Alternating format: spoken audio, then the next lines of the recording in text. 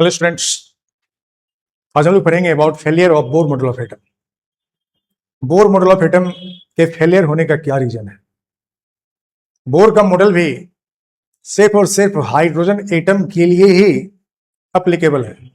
इसका further extension किसी दूसरे एटम के स्ट्रक्चर को एक्सप्लेन के लिए नहीं किया गया है। तो बोर का मॉडल क्यों फेल कर गया to determine the structure of atom. इसके पीछे दो रीजन है। फर्स्ट रीजन है कि बोर का मॉडल इलेक्ट्रॉन में सिर्फ और सिर्फ पार्टिकल बिहेवियर को कंसीडर कर रहा है। इन्होंने wave character associated with electron को कंसीडर नहीं किया, यानी कि इलेक्ट्रॉन के वेव पार्टिकल ड्यूअल नेचर को कंसीडर नहीं किया और सिर्फ पार्टिकल बिहेवियर को कंसीडर करते हुए इलेक्ट्रॉन का वेल डिफाइंड सर्कुलर पाथ बताया, जिसको ऑर्बिट बोलते हैं। यदि ये wave nature of electron associated को कंसीडर किए हुए होते तो वेल डिफाइंड पाथ नहीं बताते। यानी कि जो हम लोग कंसेप्ट पढ़े हैं कि एटम में इनफाइनाइट नंबर ऑफ ऑर्बिट होते हैं और प्रत्येक ऑर्बिट के फिक्स्ड एनर्जी होते हैं, इस तरह की बातें नहीं हो पाते। फिर यदि वेव कंसेप्ट को कंसीडर कर लिया गया होता तो हम लोग ऑर्बिट की बातें नहीं करते, फिक्स्ड सर्कुलर पाथ की बात नहीं कर सकते थे। बोर का मॉडल कंट्राडिक्ट करता है हेजनबर्ग अनसर्टेनिटी प्रिंसिपल को भी, जो कि एक्सपेरिमेंटल बेस्ड है। हेजनबर्ग का अनसर्टेनिटी प्रिंसिपल कहता है कि इलेक्ट्रॉन के जैसे पार्टिकल का एटम में एग्जैक्ट पोजीशन और एग्जैक्ट मोमेंटम हम एक साथ फाइंड नहीं कर सकते। जब एग्जैक्ट पोजीशन और एग्जैक्ट मोमेंटम किसी पार्टिकल का एक साथ फाइंड नहीं किया जा सकता तो हम उसका एक एक्यूरेट पाथ भी नहीं बता सकते हैं। जैसा कि बोर ने बताया था कि ऑर्बिट होते हैं जिसमें इलेक्ट्रॉन रिवॉल्व करता है, जबकि हेजनबर्ग का अनसर्टेनिटी प्रिंसिपल कहता है कि इलेक्ट्रॉन के एग्जैक्ट पोजीशन और एग्जैक्ट मोमेंटम हम एक साथ नहीं फाइंड कर सकते हैं और इसलिए इलेक्ट्रॉन का एक फिक्स्ड ट्रेजेक्टरी नहीं हो सकता है, मतलब एक फिक्स्ड पाथ नहीं हो सकता है। तो इस बात में कंट्राडिक्शन हो गया। बोर का मॉडल कुछ अलग बात बता रही है और जो आपको हेजनबर्ग का अनसर्टेनिटी प्रिंसिपल है कुछ अलग ही बात बता रहा है।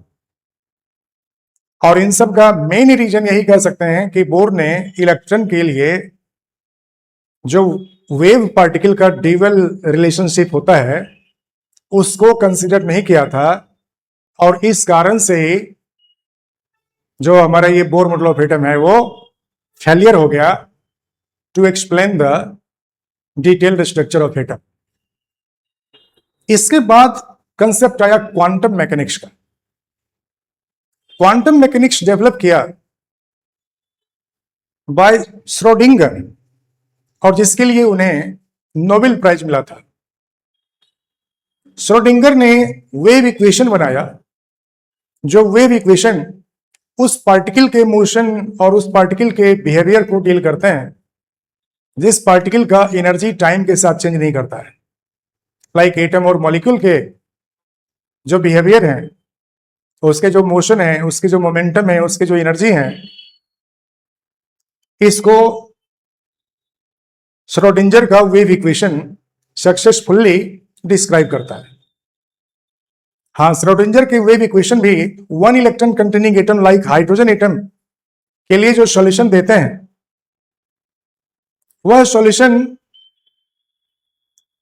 कुछ ज्यादा एक्यूरेट है, वो एक्यूरेट कह सकते हैं उसको अब तक के जो रिसर्च है उसके अकॉर्डिंग।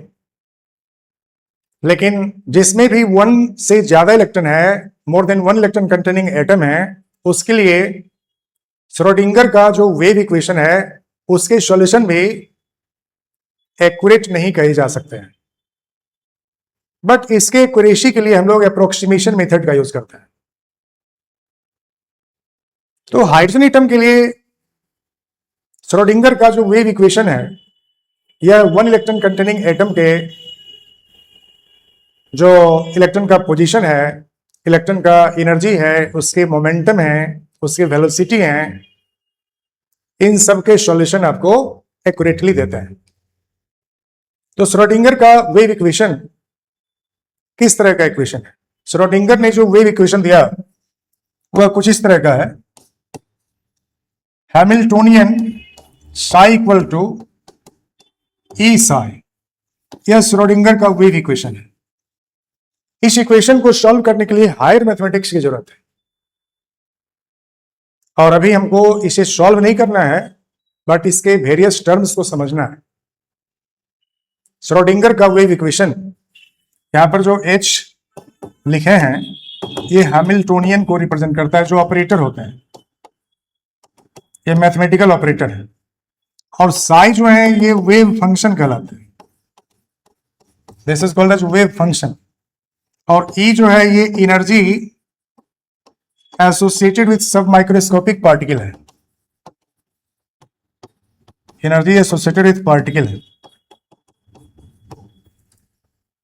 इस इक्वेशन का जो एक्सटेंडेड फॉर्म है उसको हम लोग कुछ इस तरह से लिख सकते हैं, del square psi plus 8 pi square psi m by h square into E minus v equal to 0, जहां पर साई का मतलब वेव फंक्शन से है,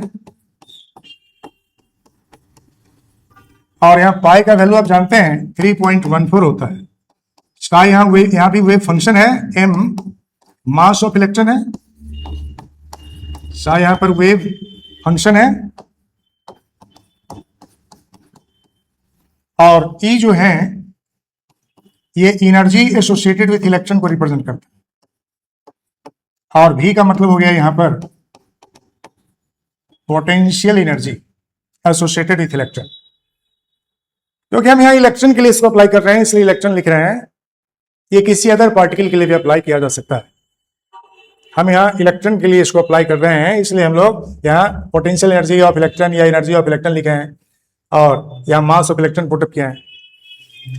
इस इक्वेशन का जब सॉल्यूशन करते हैं तो इस इक्वेशन के सॉल्यूशन आपको साई स्क्वायर का जो वैल्यू देता है या maximum probability density of finding of electron देता है। जिस रीजन में साई स्क्वायर का वैल्यू मैक्सिमम आता है या जिस पॉइंट के लिए साई स्क्वायर का वैल्यू मैक्सिमम होता है, इट मीन्स 90% और मोर, हम लोग उस रीजन को ऑर्बिटल नाम देते हैं। Region around nucleus where is maximum probability density of electron, psi square का मतलब यही है, maximum probability density of electron. जिस रीजन में maximum probability density of electron है उस रीजन को हम लोग क्या बोलते हैं, ऑर्बिटल बोलते हैं। क्योंकि इलेक्ट्रॉन में ड्यूअल कैरेक्टर है, वेव कैरेक्टर भी है, इसलिए इसके एग्जैक्ट पोजीशन हम नहीं बता सकते हैं, उसके प्रोबेबिलिटी को बता सकते हैं, कहां पर इसके प्रोबेबिलिटी ज्यादा है, कहां पर उसका प्रोबेबिलिटी डेंसिटी ज्यादा है। तो जिस रीजन में प्रोबेबिलिटी डेंसिटी ज्यादा होगा उस रीजन को हम लोग क्या बोलते हैं, उस रीजन को ऑर्बिटल नाम देते हैं। तो ऑर्बिटल का कंसेप्ट यहीं से ओरिजिनेट हुआ है। ऑर्बिट का मतलब आपको बताया गया था fixed circular path in which electron revolve, जो कंसेप्ट बोर ने दिया था, और ऑर्बिटल का कंसेप्ट ओरिजिनेट हुआ वेव मैकेनिक्स से। ऑर्बिटल का मतलब हो गया वह रीजन जहां पर मैक्सिमम पॉसिबिलिटी या probability of finding of electron होता है। ऑर्बिटल के टोटल 4 टाइप होते हैं, it is of 4 types, s orbital, p orbital, d orbital and f orbital. s orbital spherical in shape होते हैं और ये डायरेक्शनल नहीं होते हैं, इट इज नॉन डायरेक्शनल, क्योंकि किसी भी डायरेक्शन में इलेक्ट्रॉन के पाए जाने की पॉसिबिलिटी इक्वल होती है। जब इलेक्ट्रॉन का प्रोबेबिलिटी सभी डायरेक्शन में इक्वल होगा तो हम लोग इसको क्या बोलेंगे, इस स्फेरिकल रीजन को, this is non directional spherical shape of orbital. अब इस ऑर्बिटल का स्फेरिकल शेप होता है, ये नॉन डायरेक्शनल होते हैं। वही p ऑर्बिटल जो होते हैं वो डायरेक्शनल होते हैं और ये डम्बल लाइक शेप के होते हैं। डम्बल लाइक शेप में जब कोई ऑर्बिटल एग्जिस्ट करता है हम लोग इस ऑर्बिटल का नेम p ऑर्बिटल बोलते हैं। और इससे कॉम्प्लेक्स शेप d ऑर्बिटल का होता है। d orbital double dumbbell like shape के होते हैं, it is of more complex in shape. और f ऑर्बिटल इससे भी ज्यादा कॉम्प्लेक्स होते हैं जो ट्रिपल डम्बल लाइक दिखते हैं। f ऑर्बिटल बहुत कॉम्प्लेक्स होते हैं तो हम लोग इसको क्या बोलते हैं, वेरी कॉम्प्लेक्स। ये ट्रिपल डम्बल लाइक शेप में एग्जिस्ट करता है, इसको हम लोग क्या बोलते हैं, this is called as f orbital. तो इसको बोलते हैं हम लोग f orbital. s orbital is spherical, p orbital is dumbbell, d orbital is double dumbbell and f orbital is very complex. तो ऑर्बिटल के लिए जो एनर्जी डिसाइड करते हैं फॉर हाइड्रोजन एटम वह सिर्फ प्रिंसिपल क्वांटम नंबर से डिसाइड करता है। जबकि अदर एटम के लिए ऑर्बिटल का जो एनर्जी डिसाइड होता है वह प्रिंसिपल और एजीमुथल क्वांटम नंबर के द्वारा डिसाइड होता है। तो अगला टॉपिक जो हम लोग पढ़ेंगे वह क्वांटम नंबर होगा, और इसके द्वारा आपको जो मॉडर्न कंसेप्ट है हमारा एटम के लिए, मतलब एटम में इलेक्ट्रॉन के लिए जितने भी तरह के इंफॉर्मेशन हैं सारे इंफॉर्मेशन क्वांटम नंबर से मिलते हैं। जिसमें फर्स्ट 3 क्वांटम नंबर जो होता है प्रिंसिपल, एजीमुथल और मैग्नेटिक क्वांटम नंबर, ये श्रोडिंगर वेव इक्वेशन के साथ में जुड़ा हुआ है। श्रोडिंगर वेव इक्वेशन के सॉल्यूशन से प्रिंसिपल, एजीमुथल और मैग्नेटिक क्वांटम नंबर के वैल्यू आते हैं। और fourth quantum number spin quantum number है, जो आपको इलेक्ट्रॉन के स्पिन यानी कि रोटेशन के बारे में एक्सप्रेस करता है। तो नेक्स्ट जो टॉपिक हम लोग डिस्कस करेंगे वह क्वांटम नंबर का होगा। जिन बच्चों ने हमारी चैनल को सब्सक्राइब नहीं किया, कृपया वो चैनल सब्सक्राइब कर लें ताकि हमारे नेक्स्ट वीडियो आप तक पहुंच पाएंगे। Thank you so much.